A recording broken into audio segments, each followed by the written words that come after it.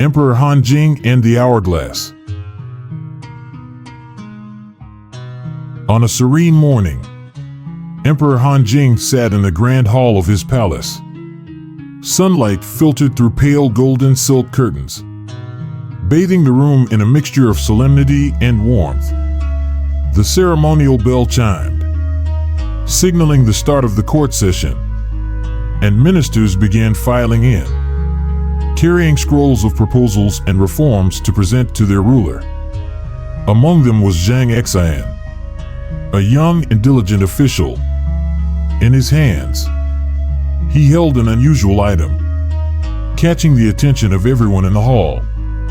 It was an exquisitely crafted hourglass, made of transparent glass that gleamed like crystal in the morning light. Inside, fine, golden sand flowed steadily through a narrow opening, grain by grain, from the top chamber to the bottom. The hourglass rested on an ornate wooden base carved with dragons, the symbol of wisdom and power. Curiosity rippled through the court. Zhang Xian knelt before the emperor and respectfully spoke, "Your Majesty, this is a gift from a master craftsman in the southern provinces." He said it is not merely a tool to measure time, but a profound lesson for those who take the time to reflect. Intrigued, Emperor Han Jing raised an eyebrow and reached for the hourglass. Turning it in his hands, he observed the fine sand as it slipped through the narrow passage. Grain by grain, the sand descended, neither hurried nor stagnant. The emperor studied it in silence for a while before asking, "You say this hourglass carries a lesson. What is it?" Bowing his head, Zhang Xian replied earnestly, "Your Majesty, the sand within represents the time in a person's life. Once it has passed to the bottom, it cannot return to the top. It reminds us that time is precious and that every moment lost can never be reclaimed." The emperor nodded thoughtfully, his gaze still fixed on the cascading sand. Gently, he set the hourglass on a nearby table, then stood, his eyes sweeping across the court.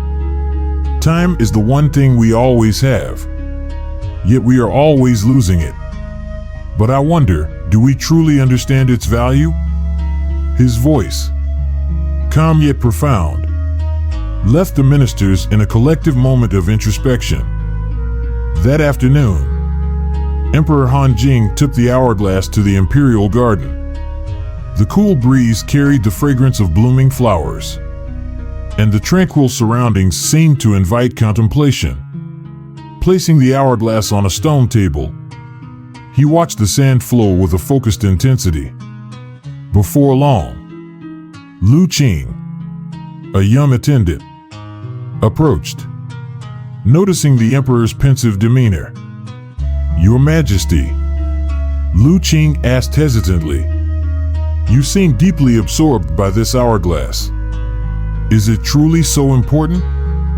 The emperor smiled faintly, his gaze still on the flowing sand. "Lu Qing, look at this hourglass. The sand passes through the narrow neck, grain by grain. Tell me, what do you see?" Lu Qing studied the hourglass but seemed unsure. After a moment, he replied, "Your Majesty, I see the sand falling, bit by bit. Perhaps it represents the passage of time?" The emperor nodded but did not seem entirely satisfied. He turned to Lu Qing, his voice deliberate and commanding. "You observe only the surface. Consider this, each grain of sand that falls may seem insignificant, but without these tiny grains, the hourglass would remain empty. Life is much the same. It is the small, seemingly inconsequential moments that build the foundation for greatness and meaning. If we waste these moments, do we not squander the essence of our lives?" Lu Qing, struck by the gravity of the emperor's words, lowered his head. beginning to grasp the lesson. Yet he ventured another question, Your Majesty, how can we make use of every moment when life is so full of distractions and chaos? The emperor fell silent for a moment, then began recounting a story he had once heard from a northern sage. There was a small stream that flowed through a valley filled with massive rocks. At first, the stream felt weak and helpless, unable to overcome the obstacles in its path. It lamented its fate, believing it could never achieve its goal. But instead of giving up, the stream slowed its pace and began to weave through the cracks and crevices between the stones. Day after day, year after year, its persistence gradually wore down even the largest rocks, carving a new path and eventually opening up a wide and unimpeded course. The emperor turned to Lu Qing, his eyes filled with quiet resolve.